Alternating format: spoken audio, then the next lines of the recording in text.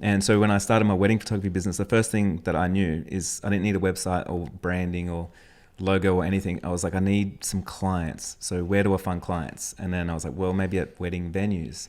So then I drove around the area, and I probably over the next couple of months I hit about 100 wedding venues, and I just knocked on the doors and I shook hands and I said, hey, I'm a wedding photographer in this area, and if you got any work or if you got anything or if you need anything, just let me know. I can work for free. I can do stuff for you. But you crushed it after that. Yeah, and so that kind of like blew up my business. But years later, I think it was in like 2019, I was like teaching wedding photographers how to do business. But it's interesting because we have all these complicated funnels and things you can do.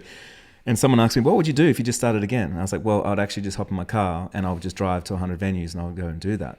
So then I decided to do that on camera, and I was like, I'm going to change my name, and for 1 week I need to have a successful business, a wedding photography business, give myself 5 days.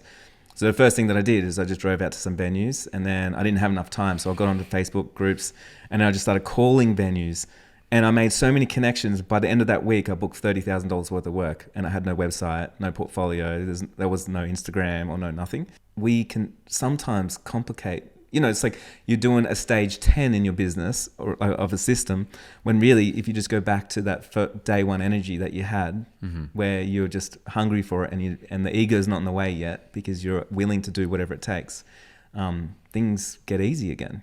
Yeah.